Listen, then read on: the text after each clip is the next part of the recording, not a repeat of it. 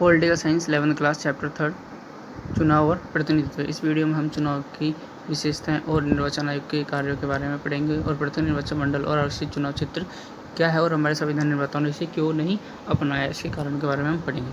Question first प्रतिनिधि निर्वाचन मंडल और आरक्षित चुनाव क्षेत्र के बीच क्या अंतर है? संविधान निर्माताओं ने प्रतिनिधि निर्वाचन मंडल को क्यों स्वीकार नहीं किया? उत्तर है, प्रतिनिधि निर्वाचन मंडल के अंतर्गत किसी समुदाय के प्रतिनिधि के चुनाव में केवल उसी समुदाय के लोग वोट डालते हैं। जैसे स्वतंत्रता के पूर्व होता था, जैसे सिख समुदाय के मतदाता अपने मत का प्रयोग प्रतिनिधि का चुनाव करते थे। इसे सांप्रदायिक चुनाव प्रणाली भी कहते हैं।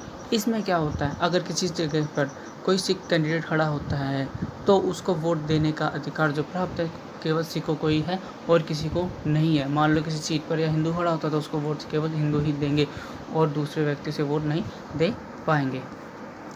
एक आरक्षित चुनाव क्षेत्र में किसी निर्वाचन क्षेत्र को एक विशेष समुदाय जैसे भारत में अनुसूचित जाति या जनजातियों के लिए सीट आरक्षित है, परंतु उसमें उस निर्वाचन क्षेत्र के सभी मतदाता मत का प्रयोग करते हैं।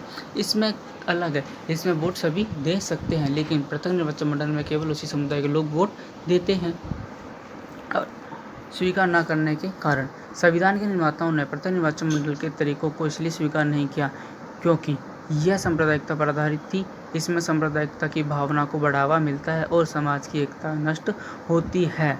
जब अलग अलग लोग खड़े होंगे और उनको वोट भी अलग अलग लोग ही दे पाएंगे, सारे लोग नहीं दे पाएंगे, तो देश में एकता खत्म होगी और आपस में टकराव भी उत्पन्न होगा सभी के बीच।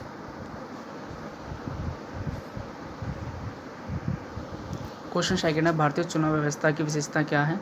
तो उत्तर है, पॉइंट फर्स्ट, सर्वाधिक वोट से जीत प्रणाली को अपनाया। हमने जो व्यवस्था अपनाई है वो है सर्वाधिक वोट से जीत प्रणाली या फर्स्ट पास्ट पोस्ट सिस्टम जो व्यवस्था हमने अपनाई है। ये सरल है, भारतीय चुनाव प्रणाली बहुत ही सरल है। इसमें सभी को वोट देने का अधिकार प्रदान किया गया है जो 18 वर्ष की आयु प्राप्त कर चुका हो। थर्ड है, इसमें प्रतिनिधि जनता के प्रति जवाबदेह होते, जो हमारे प्रतिनिधि होते हैं वो जनता के प्रति जवाबदेह भी होते हैं। 4 है, मतदाता एवं प्रतिनिधि का प्रत्यक्ष संपर्क होता है। जो हमारे नेता होते हैं और जनता होती है उनके बीच क्या होता है, संपर्क भी सीधा होता है। इस प्रणाली से राष्ट्रीय एकता को बल मिलता है। जो प्रणाली है इससे देश की एकता को भी बल मिलता है।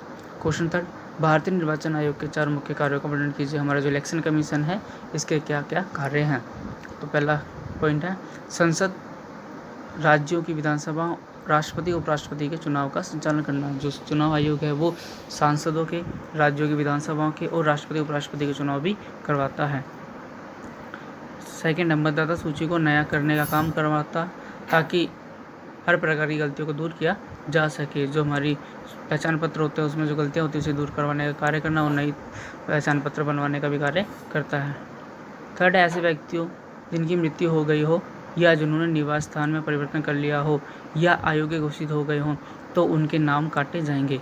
जो व्यक्ति मर गया हो या उस जगह पर ना हो या इलेक्शन लड़ने के लायक ना हो, अयोग्य घोषित कर दिया हो, उसके भी नाम काटे जाते हैं। ये कार्य चुनाव आयोग करता है। 4 है, चुनाव की घोषणा करना। अब चुनाव की घोषणा में क्या क्या आता है?